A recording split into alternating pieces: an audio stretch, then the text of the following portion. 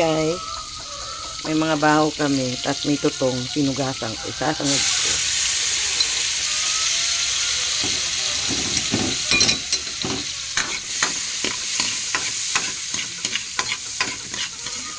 Ayan, lagi may labuyo. Hindi kami mabubuhay nang walang labuyo. Lalagay ko yung kanin. Ayan guys, sinagay ko na yung kanin.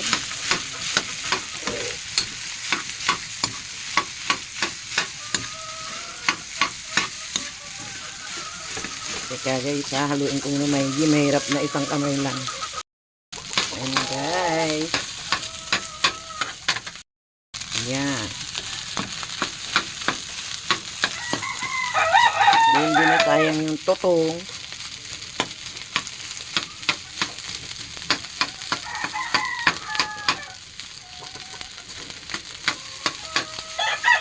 Dati yung tutong, pinapakain sa manok. Aba, sosyal na ang manok nyo ngayon. Hindi na kumakain ng tutong. Kaya isama ko na lang sa sangag. Bang klase?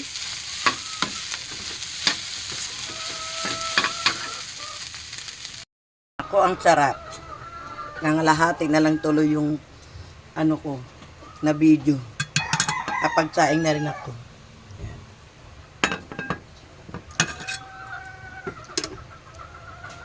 Sige guys. Okay na? Okay na to?